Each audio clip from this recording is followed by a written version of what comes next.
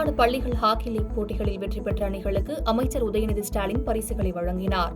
Chennai Egmore mayor Radhakrishnan ஸ்டேடியத்தில் இளைஞர் நலன் மற்றும் விளையாட்டு மேம்பாட்டுத்துறை அமைச்சர் உதயநிதி ஸ்டாலின் தமிழ்நாடு ஹாக்கி சங்கத்தின் சார்பில் நடைபெற்ற தமிழ்நாடு பள்ளி ஹாக்கி லீக் போட்டியில் வெற்றி பெற்ற அணிகளுக்கு பரிசுகளை வழங்கினார்.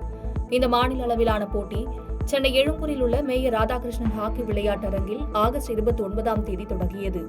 17 வயதுக்கு உட்பட்ட பள்ளி மாணவர்களுக்கான தொடராக நடத்தப்பட்ட இந்த தொடரில் சாம்பியன் பட்டம் வென்ற ராமநாதபுரம் சையது அம்மாள் பள்ளி அணிக்கு அமைச்சர் உதயநிதி ஸ்டாலின் கோப்பை மற்றும் மெடல் வழங்கினார். அதனைத் தொடர்ந்து சையது அம்மாள் பள்ளி அணி கேப்டன் செய்தியாளர்களுக்கு அளித்த பேட்டியில் வசதி வாய்ப்புகளை ஏற்படுத்திக் கொடுத்த அரசுக்கு நன்றி தெரிவித்து பேசியதோடு அமைச்சரிடம் கோப்பையை வாங்கியது மகிழ்ச்சி அளிப்பதாகவும் கூறினார்.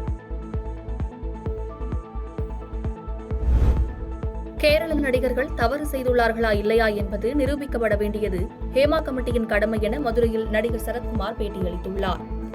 பாஜக மாநில பொதுச் செயலாளர் ராமசீனிவாசன் 61வது பிறந்தநாள் விழாவை முன்னிட்டு மதுரை மாட்டுத்தாவணியில் உள்ள தனியார் தங்கும் விடுதியில் ஆட்டோ ஓட்டுநர்களுக்கு இலவச சீருடை, மத்திய அரசின் 5 லட்சம் மதிப்புள்ள காப்பீட்டு அட்டை வழங்கும் நிகழ்ச்சி நடைபெற்றது.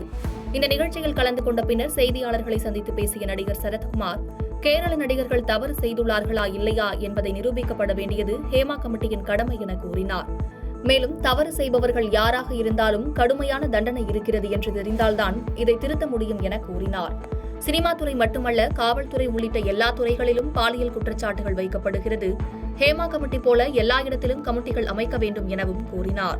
அப்புறம் இதில் கேரள நடிகர்கள்லாம் இன்வால்வ் ஆயிருக்காங்கன்னு சொல்லி எஃப்ஐஆர் போட்டிருக்காங்கன்னா அது அவங்க தவறு செய்தார்களா இல்லையா என்பதை நிரூபிக்க வேண்டியது அவங்க கடமை. ஆனால் நான் பொதுவாக எல்லாரையும் பற்றி சொல்ல முடியாது. என்னை பொறுத்த வரைக்கும் எல்லா இப்போ நாட் ஒன்லி ஃபிலிம் இண்டஸ்ட்ரி, பெண் காவலர்கள் அவங்களையும் பல தரப்பு குற்றச்சாட்டுகள் வந்திருக்கு. பல இடங்கள் இப்போ நிர்பயா கொலை இருக்கட்டும், இப்போ கல்கட்டா நடந்த சம்பவமாக இருக்கட்டும், இது எல்லா இடத்துலையும் டாக்டரோட சம்பவம் எல்லாமே ஏதோ ஒரு விதத்தில் ஏதோ ஒரு சூழ்நிலையில் இதெல்லாம் நடக்குது. அது காரணம் என்னன்னு சொன்னால் எனக்கு எம்ஜிஆரின் பாடல் தான் வருகிறது ஞாபகம் வருது. ஒன்று தான், எந்த குழந்தையும் நல்ல குழந்தை தான் மண்ணில் பிறக்கையிலே அது நல்லவனாகவும் தீவனாகவும் அன்னை வளர்க்கையில். அப்போ நாம் எதை பார்க்க வேண்டும்? இந்த இதில் இவ்வளோ பெரிய பிரச்சனை இல்லை, மற்றதை பற்றி குற்றம் சொல்லி இவங்க செஞ்சாங்களா அவங்க செஞ்சாங்களா இவங்க செய்யலையானோட திங்க் பண்ணுறதோட நாம் நம் மக்களை எவ்வாறு சீர்படுத்தி கொண்டு செல்ல வேண்டும், எப்படி வளர்க்கணும், இந்த எண்ணமே வரக்கூடாத அளவிற்கு உருவாக்குவது எப்படி தான் நான் நினைப்பேன். கிழக்கு கடற்கரை சாலை கோவளம் பகுதியில் சாலை விபத்தில் 4 பேர் உடல் நசுங்கி சம்பவ இடத்திலேயே உயிரிழந்த நிகழ்வு சோகத்தை ஏற்படுத்தியுள்ளது. செங்கல்பட்டு மாவட்டம் கோவளம் அடுத்த செம்மஞ்சேரி கிழக்கு கடற்கரை சாலையில் பாண்டிச்சேரியிலிருந்து சென்னை நோக்கி வந்த கார் சாலை ஓரத்தில் நின்றிருந்த வாகனத்தின் பின்புறத்தில் அதிவேகமாக மோதியது. இதில் காரில் பயணம் செய்த சென்னையைச் சேர்ந்த சுல்தான், ஆசிப் முகமது ஆகிய 4 பேர் உடல் நசுங்கி சம்பவ இடத்திலேயே உயிரிழந்தனர். தகவல் அறிந்து வந்த கேளம்பாக்கம் போலீசார் தீயணைப்புத்துறை உதவியுடன் உடல்களை மீட்டு குரோம்பேட்டை அரசு மருத்துவமனைக்கு உடற்கூறு ஆய்வுக்காக அனுப்பி வைத்தனர். அதிகாலையில் நடைபெற்ற இச்சம்பவம் அப்பகுதி மக்களிடையே சோகத்தை ஏற்படுத்தியுள்ளது.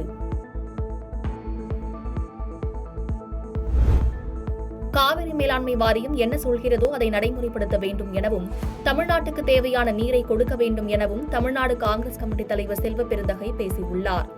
கர்நாடக துணை முதலமைச்சர் DK சிவகுமார் இன்று சென்னை மாநகராட்சி சார்பாக திடக்கழிவு மேலாண்மை செயல்பாடு குறித்து கேட்டறிவதற்காக வருகை தந்தார். பின்னர் சென்னை கிண்டியில் உள்ள தனியார் நட்சத்திர விடுதியில் தமிழக காங்கிரஸ் கமிட்டி தலைவர் செல்வ பெருந்தகையுடன் DK சிவகுமார் சந்தித்து பேசினார். அதனைத் தொடர்ந்து செய்தியாளர்களிடம் பேசிய செல்வ பெருந்தகை, தமிழ்நாட்டு நலனுக்கு என்னென்ன தேவைகள் உள்ளதோ அவை அனைத்தை பற்றியும் இருவரும் பேசியதாக கூறினார். மேலும் காவிரி மேலாண்மை வாரியத்தின் தீர்ப்பு அணை கட்டக்கூடாது என்பதில் தாங்கள் உறுதியாக உள்ளதாக கூறினார். மேலும் காவிரி மேலாண்மை வாரியம் என்ன சொல்கிறதோ அதை நடைமுறைப்படுத்த வேண்டும் எனவும் தமிழ்நாட்டுக்கு தேவையான நீரை கர்நாடகா கொடுக்க வேண்டும் எனவும் கோரிக்கை வைத்ததாக கூறினார். புதுச்சேரி நகரை கண்காணிக்க ஸ்மார்ட் சிட்டி திட்டத்தின் மூலம் 17 இடங்களில் சிக்னல்களுடன் CCTV கேமராக்கள் பொருத்த நடவடிக்கை எடுக்கப்பட்டுள்ளது என உள்துறை அமைச்சர் நமச்சிவாயம் தெரிவித்துள்ளார்.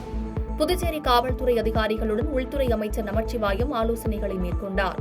முன்னதாக இணையவழி குற்றவாளிகளை கைது செய்த புதுச்சேரி போலீசாருக்கு பாராட்டுகளை தெரிவித்தார். தொடர்ந்து செய்தியாளர்களை சந்தித்த அவர், புதுச்சேரியில் புதிதாக DGP பொறுப்பேற்றுள்ள நிலையில் சட்டம் ஒழுங்கு உள்ளிட்ட காவல்துறையில் உள்ள பல்வேறு பிரிவுகள் தொடர்பாக ஆலோசனைக் கூட்டம் நடைபெற்றது.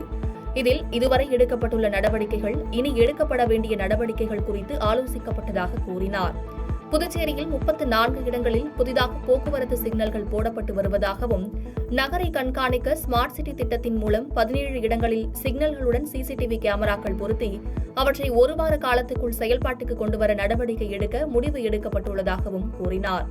மேலும் ஆளுநர், முதல்வர், அமைச்சர்களை கண்டித்து கட்டுப்பாட்டை மீறி போஸ்டர்கள் ஒட்டுபவர்கள் மீது நிச்சயம் நடவடிக்கை எடுக்கப்படும் என தெரிவித்தார். டிராஃபிக் சிக்னல்ஸ்லாம் இப்போ புதுசாக கிட்டத்தட்ட ஒரு 17 இடங்களில் 34 இடங்களில் டிராஃபிக் சிக்னல்ஸ் பொதுவாக போட்டுட்டு இருக்கோம்.